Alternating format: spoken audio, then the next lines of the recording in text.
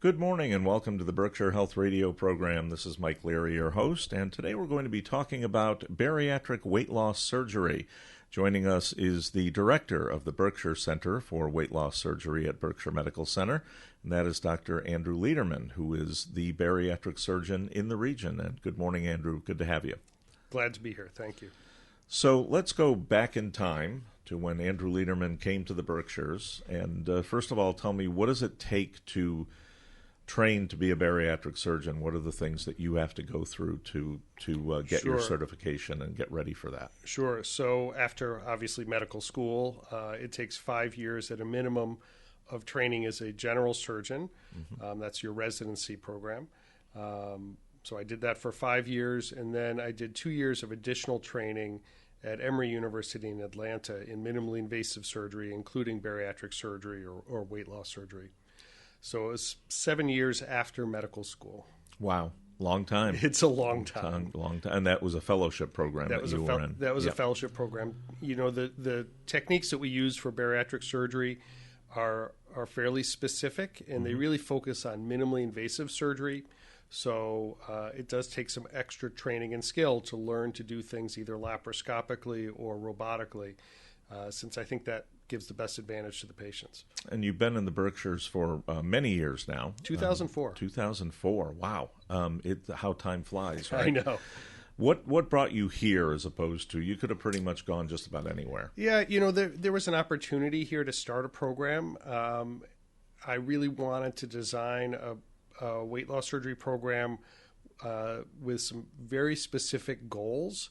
And to be able to start it from scratch, I could mold it just how I wanted it. And it was a fairly unique time. People were setting up programs all around the U.S., and a lot of the national standards were being written at that time. In fact, I helped write them for Massachusetts, and those were adopted across the country. And I was looking at the standards, and we knew we needed certain medical things. We needed a surgeon that was going to be me. We needed dietitians to be involved. We needed mental health professionals and primary care docs and anesthesiologists. But what I was really looking for was something that went beyond the standards that were being set. And it gave me the chance to do that here. And that was really to focus not just on the medical side of things, but on education as well. I like to think of weight loss surgery as a tool. It's a really powerful tool to help people gain control of their weight and their health. And like any tool, it's got to be used the right way. Mm-hmm. So I designed this entire program that comes along with the operation. So there's a series of, we call them life skills workshops that our patients go through to work on the non-medical side of things. And that can be everything from how to deal in the workplace when you're eating differently, or how to deal with Thanksgiving or a holiday, what to do when you go to a Super Bowl party and the food is maybe not what you think you should be eating, or how to deal with situations at home, how to cook differently or deal with your family when you're starting to cook differently. So there's all this non-medical stuff that really has to be taught. And I think it's a really powerful tool once you know that. Yeah, that's interesting because I think if you're not familiar with bariatric surgery, some people may think it's just you make an appointment, you have the surgery, you come out, you're on your own, you have to manage your own life, but you start way ahead of that. Yeah, the process is at least 3 months, usually closer to 6 months of getting somebody ready for surgery. And a big part of that is education. I don't want it to be a whirlwind when people get to the operating room. I want everything to be planned and controlled, and I want them to feel ready. And it takes some time. But having the surgery is just the start of it. Right. The important part often is afterwards, where people need to use their tool to reach their goals. And that's a lifelong process. Yeah, absolutely. So let's talk about where that process starts. Sure. Somebody calls your number, and by the way, the number to talk to the weight loss program is 395-7510, 413-395-7510, and you can talk to the people in the office and schedule yourself to come to your free seminar. So right. tell me about the seminar and how everything kind of unfolds from there. The first step is the seminar. The seminar takes about an hour and a half. It's done online right now so that you can do it from the privacy of your own home. Mm-hmm. That's a new thing thanks to the modern era. And largely thanks to COVID, too. Exactly. Yeah. Exactly. So it's a chance for patients to learn a little bit about bariatric surgery, to learn about the operations that we offer, both sleeve gastrectomy and gastric bypass surgery, to learn a little bit about me and my team. It's not just me. I have a whole team that comes along with the program, and to look at what it takes to go through surgery and be a success with it. That, as I said, takes about an hour and a half, and it's really important. I think some people go through the seminar and they say, yes, this is great. I'm looking forward to doing it. And some people, it gives them pause and something to think about. And I think that's important as well. So if people are interested after the seminar, then we get them into the office to see one of the providers and start the whole medical evaluation and education program before surgery. Tell me about your connection to the primary care physician once somebody makes that decision. Yeah, it's really important that the primary care provider be involved and informed. So as part of the pre-op workup before surgery, we ask everyone to see their primary care provider, and they need to get what's called a letter of medical necessity. And that does two things. It's a letter to our office so that we understand who your primary care provider is and we can communicate back and forth, but it also helps get you approved for surgery through your insurance company. Mm-hmm. The insurance companies all require a letter from the primary care provider. And so that letter serves as the link to all those things. Right. And the primary care provider is the one who, after surgery, is going to be also seeing the patient regularly. Well, sure. You should have your regular follow-up with your primary care provider, although we ask everyone to come back and see us at regular intervals after surgery as well. Is that unusual? Is it different compared to? I'm sure you've gone to conferences and have talked to a number of other bariatric surgeons. I think we may have more follow-up than other programs, but it is the standard to have follow-up. So we see our patients 3 weeks after surgery, 2 months after surgery, 3 months, 6 months, and then every year we want our patients to come back to us. Mm-hmm. I think it's really important. There's some things to talk about, to check on, to make sure everyone's nutrition is good and make sure they're reaching their goals. So we want everyone to keep coming back. Who's the ideal candidate for bariatric surgery? First, it has to be something you want to do for yourself. Right. That's probably the most... You have to be committed. Yeah, you have to be committed to change, and really it has to be something you want to do. It's not something to do because your doctor told you to do it, or your friend told you to do it, or a family member. It has to be something... Or because you want to lose 20 pounds. It has to be something you want to do for yourself. Secondly, you have to be of a certain size. And we use a number called BMI, or body mass index. And if you don't know what BMI is, it's easy enough to Google BMI calculator and you can figure that out. It's based on your weight and your height. Mm-hmm. And the number that we use is a BMI over 40 or a BMI over 35 with some medical problems related to your weight, what we call comorbidities. Mm-hmm. And so people who are in that range, they're generally over 200 pounds, depending on how tall they are. Those people may qualify for bariatric surgery. And once you go through the seminar and you're kind of set, you're approved for surgery, what are the preps that you as a patient have to do before you go into the operating room? Right. So during that time before surgery, you go through our life skills workshops. Those are usually 3 small group sessions to work on eating behaviors and how to read a food label and all those non-medical things. Everyone will see the dietitian for at least one visit, and most insurance companies now require visits once a month for 6 months before they'll approve you for surgery. So that's part of the process as well.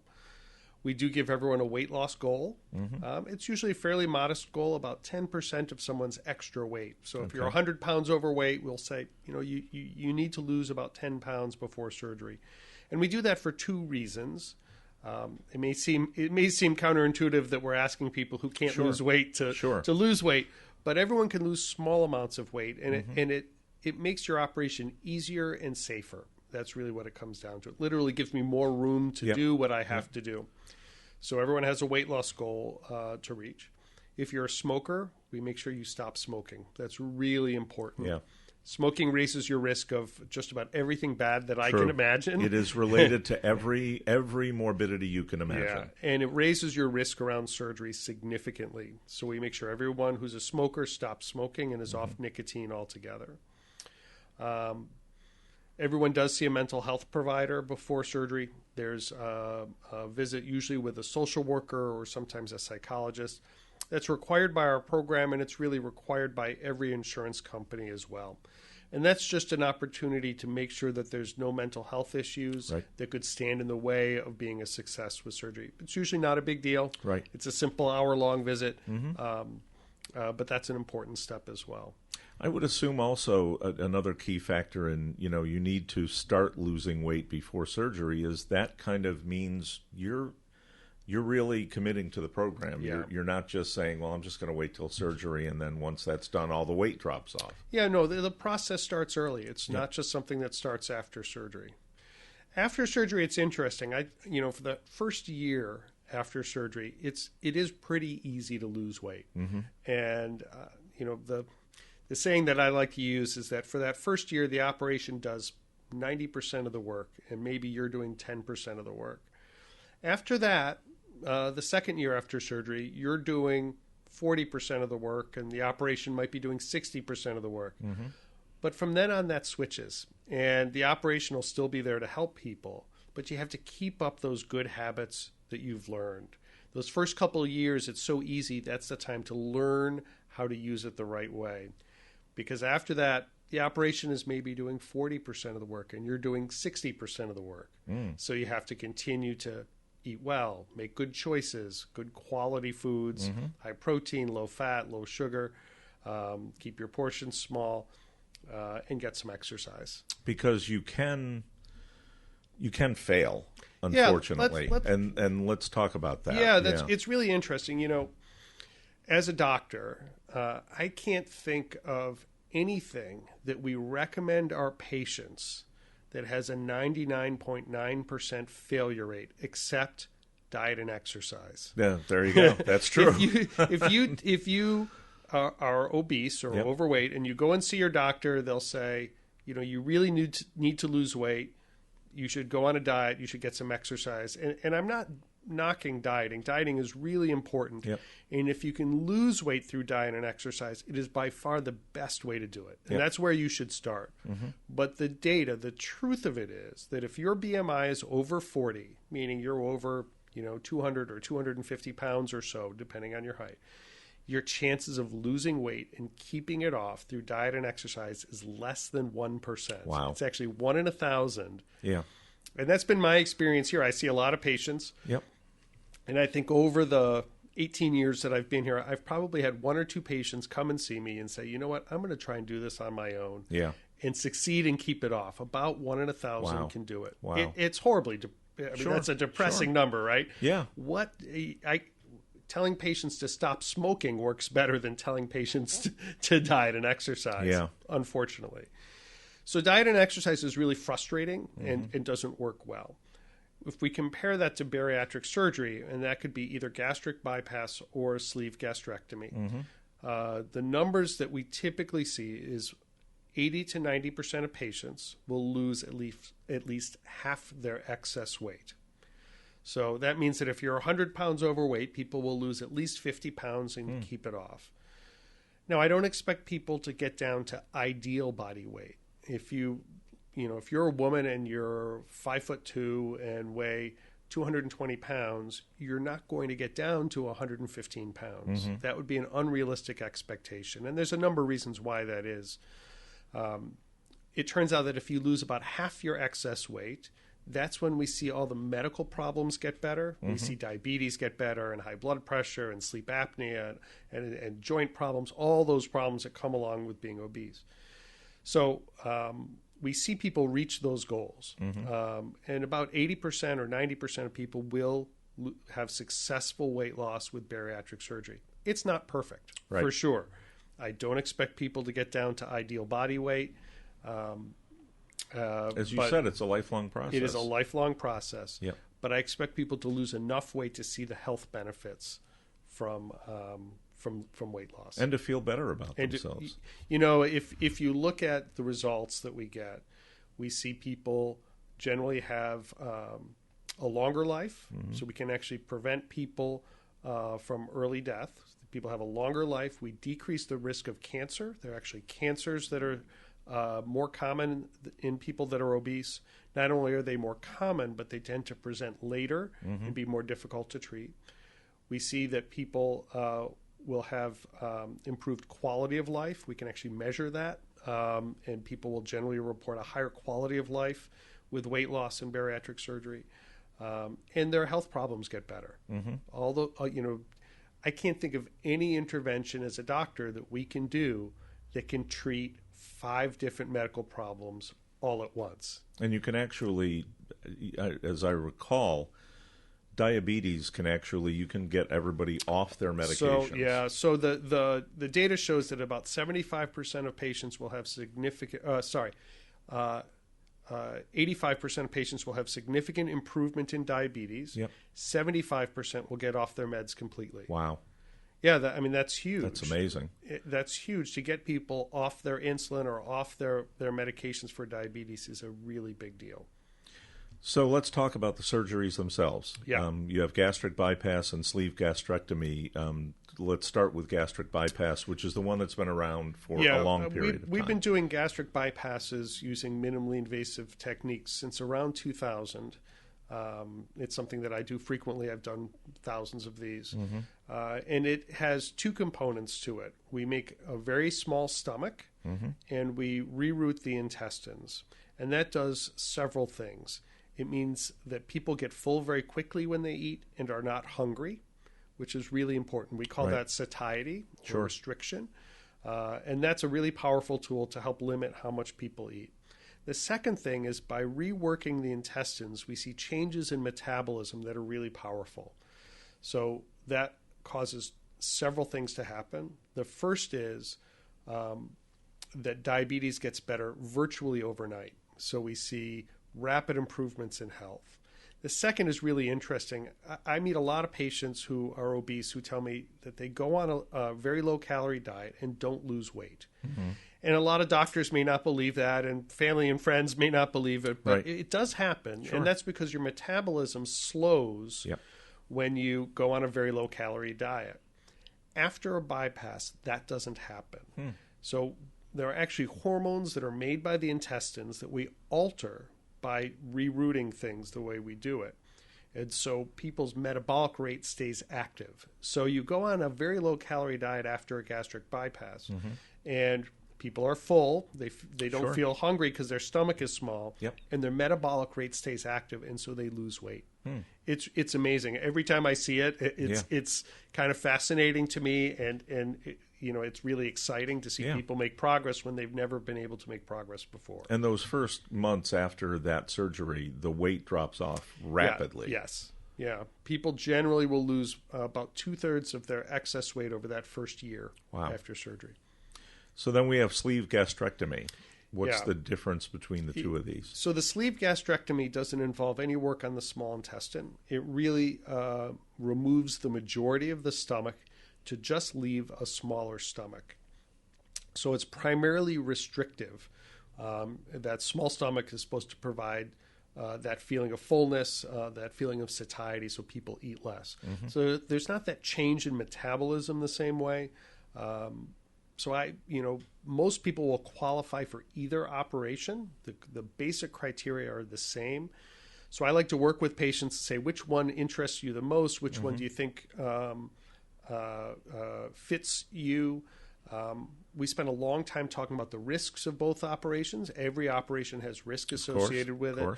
And so that's a big part of our seminars, talking about the risks of surgery, or what are the complications, or what are the implications long term of having these operations. And then I ask patients which one they think is for them. There are some reasons why I'll steer people towards one or the other. For example, diabetics, I think, do better with a gastric bypass. They see an improvement in diabetes much faster. Because it changes the metabolism. Right, yeah. Exactly. Some things like people with reflux or hiatal hernias, they don't do well with a sleeve gastrectomy. The sleeve, the way it's created, can actually make reflux worse, whereas a gastric bypass actually is curative for reflux. So there are some subtle differences. There's some people who need certain medications where a gastric bypass isn't a good idea, and I'll steer those people towards a sleeve gastrectomy. How about the weight loss comparatively between the two? Yeah, it's a little faster with a bypass, probably a little bit better overall with a bypass, but the sleeve still has good weight loss. And lap bands are not being done anymore. Yeah, we did very few of them. It's something that over the last 10 years now, I've spent more time taking out lap bands and converting them generally to gastric bypass. So I do see patients who come in who had a lap band done elsewhere who have issues with it, and we fix those operations. So when you're done with the surgery, tell me about that kind of 6-month period afterwards and the things that people need to do. Yeah, so we start off with modifying their diet until things have healed. So we go through a series of diets of various textures until we get people eating regular foods. We have people get some exercise. Most people will walk for exercise after surgery. They're in the hospital only a day or two. It's a really short hospital stay. I think people are surprised how well they feel after surgery. It's laparoscopic. It's minimally minimally invasive. And it's almost more than that. When I compare people who have bariatric surgery to, say, people who have their gallbladder out or have a hysterectomy, they have a lot less pain with the bariatric surgery. Having your gallbladder out hurts a lot more for some reason.